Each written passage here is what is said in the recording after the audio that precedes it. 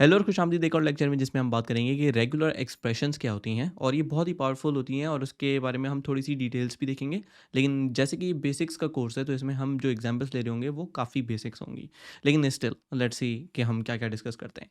तो सबसे पहली चीज़ तो ये कि रेगुलर एक्सप्रेशन एक ऐसी चीज़ होती है जो कि ज़्यादातर स्ट्रिंग्स पे काम करती है और आप किसी भी स्ट्रिंग में से कोई वैल्यू निकाल सकते हैं। फॉर एग्जाम्पल अगर मैं एक स्ट्रिंग ले लूँ const my S T R equals to और यहाँ मैं कहूँ हेलो वर्ल्ड, ठीक है।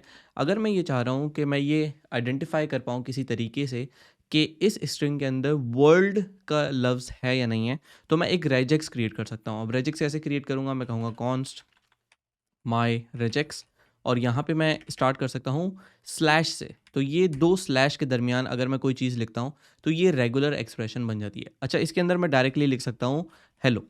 इसका मतलब ये है कि अब मेरे पास एक रेजेक्स है जो किसी भी स्ट्रिंग के अंदर जाएगी और चेक करेगी क्या उसके अंदर हेलो मौजूद है, और अगर मौजूद है तो फिर हमें ट्रू मिलेगा, वरना हमें फॉल्स मिलेगा। और हम ये कैसे टेस्ट कर सकते हैं, हम यहाँ पे जाके कह सकते हैं माई, या हम console डॉट लॉग कर सकते हैं और हम एक वेरिएबल ले सकते हैं फॉर एग्जांपल रिजल्ट का। तो हम कॉन्स्ट रिजल्ट इक्वल्स, यहाँ हम कहेंगे कि माई रेजेक्स, मेरी जो रेजेक्स है उसको ज़रा टेस्ट करो इस स्ट्रिंग के साथ जो कि माई एस टी आर है, और फिर आखिर में हम रिजल्ट को लॉक करा देंगे। अब आपको यहाँ पे नज़र आ रहा है कि ये वैल्यू जो दे रहा है ये फॉल्स है। क्यों? क्योंकि इस पूरी स्ट्रिंग के अंदर हेलो तो मौजूद है लेकिन रेजेक्स होती है केस सेंसिटिव। इसका मतलब है कि कैपिटल लेटर को कैपिटल ही समझेगी और स्मॉल को स्मॉल समझेगी। तो अगर मुझे कैपिटल और स्मॉल दोनों चाहिए तो मैं यहाँ पे, या कैपिटल चाहिए तो मैं यहाँ एच को कैपिटल रखूँगा। अब ये मुझे ट्रू दे रही है क्योंकि एग्जैक्टली ये चीज़ यहाँ पे मौजूद है। तो इस तरीके से हम किसी भी स्ट्रिंग को फाइंड कर सकते हैं। अब अगर मैं हेलो के आगे एक और ओ लगा दूंगा तो ये गलत हो जाएगा। क्यों? क्योंकि हेल डबल ओ के साथ यहाँ पे नहीं है। हाँ, अगर मेरी स्ट्रिंग के अंदर ये चीज़ होती तो ये काम करता, सही है। अगर इसके आगे कोई और चीज़ भी होती तो भी ये काम करता, क्योंकि ये एग्जैक्ट वर्ड हमारे पास मौजूद है स्ट्रिंग के अंदर, ठीक है। तो ये इसको कम्प्लीटली मैच कर लेता है। अच्छा, इसके साथ साथ अगर मैं वर्ल्ड को मैच करना चाहूँ तो मैं कर सकता हूँ, सही है। मैं वर्ल्ड लिख रहा हूँ तो मेरे पास ट्रू आ रहा है, मैं डब्ल्यू ओ लिख रहा हूँ तो भी ट्रू आ रहा है, मैं डब्ल्यू आई लिख रहा हूँ तो फॉल्स आ जाएगा क्योंकि कहीं पे भी डब्ल्यू आई नहीं है। अगर मैं सिर्फ डब्ल्यू लिखूँ तो भी ये काम करेगा। तो पहली चीज़ तो हमें ये समझ आई कि हम इस रेजेक्स के अंदर या इन दो स्लैशेस के अंदर कुछ भी लिखेंगे तो वो एग्जैक्ट चीज़ यहाँ पे मौजूद होनी चाहिए, अदरवाइज हमें ट्रू या फॉल्स नहीं मिलेगा। इसकी एक और एग्जांपल लेते हैं। अगर मैं ये चाहता हूँ कि मैं ये फाइंड आउट कर सकूँ कि मेरी स्ट्रिंग जो है वो ख़त्म हो रही है वर्ल्ड के लफ्ज़ पे, ठीक है, तो मैं क्या करूँगा, या मेरी स्ट्रिंग ख़त्म होती है डी पे, तो उसके आगे मैं डॉलर लगा दूंगा। इसका मतलब ये है कि मेरा ये जो इनपुट है, जो मैंने यहाँ इस रेजेक्स को टेस्ट करने के लिए दिया हुआ है, ये ख़त्म होता है डी पे, और ये सच बात है। यहाँ पे आप नज़र आ रहा है ये डी पे ख़त्म हो रहा है। लेकिन अगर यहाँ पे एक्स कर दूँ मैं तो ये बोलेगा नहीं, ये ऐसा नहीं है बिल्कुल भी, और फॉल्स हो जाएगा। लेकिन अगर मैं ये कहूँ कि ये वर्ल्ड पे ख़त्म होना चाहिए तो भी ये ट्रू है, क्योंकि इसका आखिरी जो लफ्ज़ आ रहा है पूरी स्ट्रिंग में, क्योंकि फिर स्ट्रिंग ख़त्म हो जाती है, वर्ल्ड है। तो डॉलर का मतलब ये है कि इस पूरी स्ट्रिंग में अगर आखिरी वर्ड डॉलर, आखिरी वर्ड वर्ल्ड आ रहा है तो फिर हम यहाँ पे इसको ट्रू कर देंगे। सिमिलरली अगर मैं ये कहना चाहता हूँ कि अगर कोई स्ट्रिंग स्टार्ट होती है वर्ड से तो उसमें कैसे करें, तो उसके लिए कैप इस्तेमाल होता है। कैप का मतलब है कि ये पूरी चीज़ जो है इससे स्ट्रिंग स्टार्ट होनी चाहिए। अब अगर मेरे पास एक और स्ट्रिंग आ जाती my S T R two for example, जो कि स्टार्ट हो रही है वर्ल्ड इज़ ऑसम, ठीक है। अगर ये इससे स्टार्ट हो रही है और मैं माई एस टी आर के बजाय माई एस टी आर टू ले लूँ तो ये ट्रू दे देगा। क्यों? क्योंकि ये वर्ल्ड से स्टार्ट हो रही है, तो ये ज़रूरी है। अगर मैं ये दोनों चीज़ें प्रोवाइड कर दूँ तो क्या मतलब होता है, तो इसका मतलब ये है कि भाई स्टार्ट होना चाहिए वर्ल्ड से और एंड भी होना चाहिए वर्ल्ड पे। क्या मतलब हुआ इसका? इसका मतलब यही हुआ कि इस स्ट्रिंग के अंदर वर्ल्ड के अलावा कुछ और नहीं हो सकता। या फिर मैं इसको कहूँ टेस्ट 1 2 3 और फिर मैं डॉलर रख रहा हूँ, तो इसका मतलब मेरी पूरी स्ट्रिंग टेस्ट 1 2 3 ही होनी चाहिए। ना इसके पहले कुछ आना चाहिए, ना इसके बाद कुछ आना चाहिए। यही स्ट्रिंग होगी तो ये पास करेगा। तो अगर मैं एक और ले लेता हूँ कौन माई एस टी आर 3 और मैं इसको कहूँ फॉर एग्जाम्पल स्ट्रिंग के अंदर टेस्ट 1 2 3, अब ये वाहिद स्ट्रिंग है जिसको अगर मैं यूज़ कर रहा हूँ तो ये रिजल्ट ट्रू आएगा। कोई भी और स्ट्रिंग अगर मैं दे रहा हूँ जिसमें इसके अलावा कुछ भी है, जैसे इसके आगे 4 लगा दूँ मैं, तो फॉल्स हो जाएगा। क्यों? क्योंकि 3 के बाद डॉलर आ रहा है, इसका मतलब यहाँ पे ख़त्म हो जानी चाहिए स्ट्रिंग। टी से पहले कुछ लगाऊंगा तो भी काम नहीं करेगा, क्योंकि टी से पहले जो है वो कुछ नहीं आ सकता, स्टार्ट ही टी से होना चाहिए। ये चीज़ समझ आ रही है? तो इसका मतलब है कि अगर मैं इस कैप को हटा दूँ तो ये पास होना शुरू हो जाएगा। क्यों? क्योंकि अब हमारी रेजेक्स ये कह रही है कि ऐसी स्ट्रिंग जिसके अंदर टी आता हो, टेस्ट 1 2 3 आता हो बेसिकली, और स्ट्रिंग एंड हो जाए, जो कि ये है। यहाँ पे ये पूरा कीवर्ड भी आता है और स्ट्रिंग एंड हो जाती है। इससे पहले कुछ भी आ रहा है, ये हमारी रेजेक्स अब नहीं देख रही। सिमिलरली अगर मैं यहाँ पे से डॉलर हटा दूँ, सही है, और मैं यहाँ पे अब इसको एक्स टेस्ट 2 1 2 3 करूँ तो भी ये ट्रू है, और अगर मैं इसके आगे कुछ और भी ऐड करूँ तो भी ये ट्रू रहेगा, क्योंकि हमारी स्ट्रिंग ये कहती है कि यार एक्स टेस्ट 1 2 3 ढूंढो बस, और ये आपको नज़र आ रहा है इस स्ट्रिंग में मौजूद है, तो इसके आगे कुछ भी हो उससे कोई फर्क नहीं पड़ता। तो आई होप ये चीज़ क्लियर हो गई। अब हम कुछ रिपीटिंग पैटर्न्स को क्विकली डिस्कस करेंगे और उसके बारे में फिर हम बात करेंगे। तो पहला रिपीटिंग पैटर्न जो है वो हमारे पास, या एक हम किसी चीज़ को ऑपरेटर कहते हैं, वो ऑपरेटर्स क्या होते हैं उस पर ज़रा थोड़ी सी डिस्कशन कर लेते हैं। तो हमारे पास एक सिचुएशन ये आती है कि लेट से मैं ये कहना चाह रहा हूँ कि अगर मेरे पास कहीं पे भी फूल लिखा हुआ आ रहा है तो इसको ज़रा आप टेस्ट कर लें, ठीक है। तो मैं कहता हूँ फॉर एग्जांपल रेजेक्स को ज़रा वापस ले आते हैं।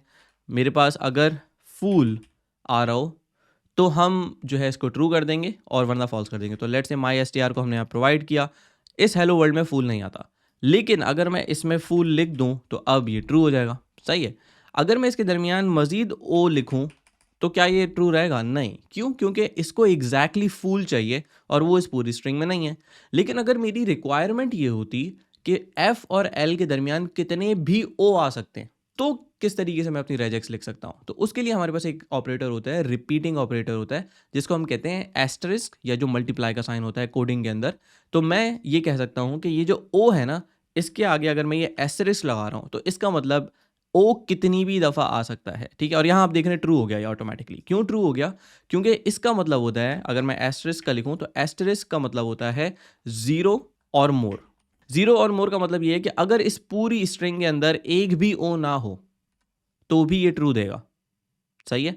अगर मैं इसके बीच में कुछ और डाल दूं तो ये फॉल्स हो जाएगा, क्योंकि हमारी स्ट्रिंग कहती है कि पहले एफ आना चाहिए, फिर कितने भी ओ आ सकते हैं या ज़ीरो ओ हो सकते हैं, हो सकता है ओ हो ही ना, लेकिन उसके फ़ौरन बाद एल आना चाहिए। तो हमारे पास एफ एल काम करेगा, एफ ओ एल काम करेगा, एफ मल्टीपल टाइम्स अगर मैं ओ दे रहा हूँ तो भी काम करेगा, लेकिन एज सून एज एक और चीज़ बीच में आ जाएगी ये फॉल्स हो जाएगा, ठीक है। तो आई होप ये एस्टरिस्क वाली चीज़ समझ आ गई होगी। इसी तरीके से हमारे पास एक और ऑपरेटर है जो कि है रिपीटिंग ऑपरेटर, लेकिन वो है प्लस। प्लस क्या काम करता है? प्लस कहता है कि वन और मोर होने चाहिए, या तो एक होगा या एक से ज़्यादा होंगे, ठीक है। अगर मैं इसमें एफ और एल इस्तेमाल कर रहा हूँ तो आप देखेंगे यहाँ पे इस सिचुएशन के अंदर अगर मैं यहाँ पे प्लस ले आता हूँ तो ये हमें दे रहा है ट्रू, क्योंकि एफ के साथ बहुत सारे ओ हैं। लेकिन अगर मैं एफ और एल ले आऊँ तो अब आप देख रहे हैं ये फॉल्स हो गया। एस्टेरिस्क के केस के अंदर ये ट्रू हो जाता है, अगर मैं एस्टेरिस्क यूज़ कर रहा हूँ तो ट्रू हो जाएगा, लेकिन अगर मैं प्लस यूज़ कर रहा हूँ तो इसका मतलब है कि एफ आएगा, उसके बाद कम से कम एक ओ होना ज़रूरी है, वरना ये फॉल्स हो जाएगा। तो एफ के अंदर मैं कम से कम एक ओ लेकर आऊँगा तो ये पास हो जाएगा, और अगर मैं मल्टीपल लेकर आ रहा हूँ तो भी सही है।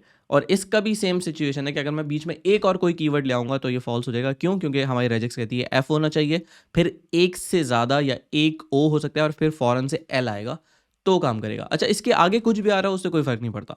अगर मैं इस डी को हटा दूँ तो भी सही है, क्योंकि हम एंडिंग यहाँ पे नहीं देख रहे और हम स्टार्ट नहीं देख रहे। तो एज़ सून एज़ मेरे पास एफ आ रहा है, ओ रिपीट हो रहे हैं और एल आ रहा है तो ये ट्रू रहेगा। बीच में कुछ भी और आ जाएगा तो फॉल्स हो जाएगा। अगर ओ ज़ीरो होंगे तो भी फॉल्स हो जाएगा। तो आई होप आपको आइडिया हो गया होगा। एक और चीज़ आती है क्वेश्चन मार्क। क्वेश्चन मार्क ये कहता है कि ये ज़ीरो और वन हो सकता है, या तो होगा या तो नहीं होगा। इसकी बहुत अच्छी एग्जांपल जो हम यूज़ करते हैं वो होती है कलर की, ठीक है। अब ब्रिटिश और अमेरिकन केस के अंदर जो कलर का वर्ड है वो थोड़ा सा डिफरेंट होता है। एक जगह पे कलर होता है, एक जगह पे COLOUR होता है, और एक जगह पे COLOR होता है। अगर मेरी रेजेक्स ऐसी होनी चाहिए जो दोनों चीज़ों को सेटिस्फाई करे तो उसके लिए हम क्या कर सकते हैं? तो इसमें हम लिख सकते हैं COLO। अब यू हो सकता भी है और नहीं भी हो सकता, जिसका मतलब है या तो ज़ीरो इंस्टेंसेस होंगे उसके या वन होंगे। तो मैं यहाँ पे यू के बाद क्वेश्चन मार्क लगा दूंगा और फिर मैं आर कह दूंगा। अब आप देख रहे हैं ये इसको ट्रू कह रहा है, इवन दो हमारे पास यहाँ पे यू मौजूद नहीं है।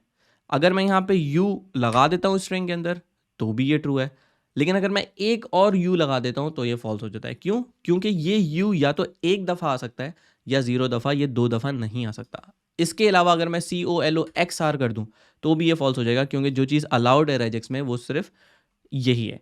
ये रेजेक्स अभी तक आप सोच रहे होंगे कि हम इस्तेमाल कहाँ करते हैं, तो हम बहुत सारी जगहों पे इस्तेमाल करते हैं, इंक्लूडिंग जब हमें डेटा पार्स करना हो या डेटा में से कोई स्पेसिफिक वैल्यू निकालनी हो या इवन रिप्लेसमेंट करनी हो, तो उस वक्त भी हम इस्तेमाल कर रहे होते हैं।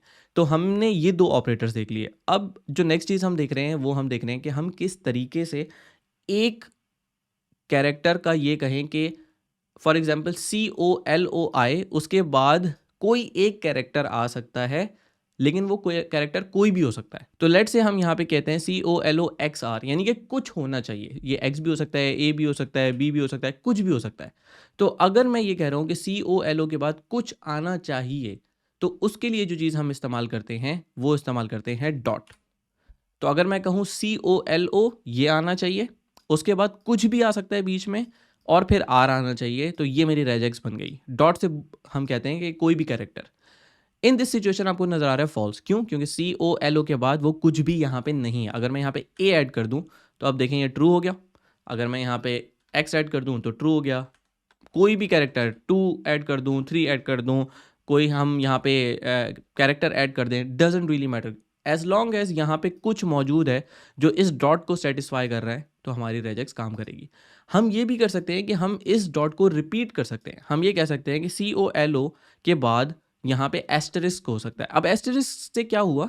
इससे ये हुआ कि हम कह रहे हैं कि ये डॉट जीरो भी हो सकता है और इससे ज़्यादा भी हो सकते हैं। तो इसका मतलब है अगर मैं अब इसको हटा दूं, जो कि इसको जीरो कर देता है, यानी कि यहाँ पे COLO के बाद कुछ भी नहीं है, जीरो चीज़ है, तो भी ये ट्रू हो जाता है। अब यहाँ पे सिचुएशन चेंज हो गई क्योंकि हमने एस्टेरिस्क इस्तेमाल कर लिया। अगर हम प्लस इस्तेमाल कर रहे हैं तो स्टिल ये सेम चीज़ बोल रहा है कि यहाँ पे कम से कम एक होना चाहिए कुछ। तो अगर मैं ए कह देता हूँ तो ये ट्रू हो जाता है। तो कम से कम एक से ज़्यादा जब हम प्लस इस्तेमाल करते हैं, और ज़ीरो या ज़ीरो से ज़्यादा जब हम एस्टेरिस्क इस्तेमाल करते हैं।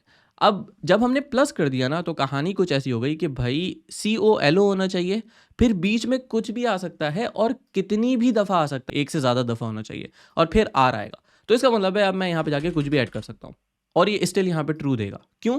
क्योंकि ये जो बीच में इतना सारा मैंने ऐड किया है ना, ये डॉट प्लस से कवर हो गया कि कुछ भी और एक से ज़्यादा दफ़ा। तो अगर यहाँ पे मैं हटा दूंगा तो फिर ये फेल हो जाएगा, क्योंकि कम से कम एक इंस्टेंस चाहिए, तो कुछ भी होना चाहिए और एक से ज़्यादा दफ़ा होना चाहिए। हाँ, अगर ऐसा हो कि हमारे पास ये R आखिर में ना आ रहा हो, तो ये फॉल्स हो जाएगा। क्यों? क्योंकि आखिर में हमारे पास ये R होना चाहिए, या आखिर में नहीं, किसी एक पॉइंट पे R आना चाहिए। तो अगर हमने कहीं पे भी बीच में R लिख दिया तो भी ये ट्रू हो जाएगा, क्योंकि अब ये कर रहा है, अब ये इस सब को इग्नोर कर देगा और ये कहेगा COLO, यहाँ तक आ रहा है, फिर ये सारी चीज़ आ रही है जो डॉट प्लस से कवर हो गई, और फिर ये R आ गया जो यहाँ पे कवर हो गया। ठीक है, तो आई होप आपको थोड़ा सा आइडिया हो गया होगा। तो हम इस वीडियो को यहीं पे रखेंगे। हम रेजेक्स का सेकंड पार्ट कवर करेंगे, जिसके अंदर हम मजीद पैटर्न्स और कुछ मेथड्स भी कवर करेंगे। तो इस वीडियो को यहीं तक रखते हैं। मैं आपसे मिलता हूँ अगली वीडियो में। इस वीडियो को देखने का बहुत शुक्रिया। अगर आपने ये वीडियो आखिर तक देख लिया है तो इस पर कॉमेंट कीजिए कि मैं ये वीडियो आखिर तक देख चुका या देख चुकी। ये कोर्स बिल्कुल मुफ्त है, तो आपके कमेंट से इस वीडियो को आगे तक पहुंचने में बहुत ज़्यादा हेल्प होगी। तो इस वीडियो को यहीं पर ख़त्म करते हैं। आप यहाँ पे देख सकते हैं अगली वीडियो। तो मैं आपसे मिलता हूँ अगली वीडियो में।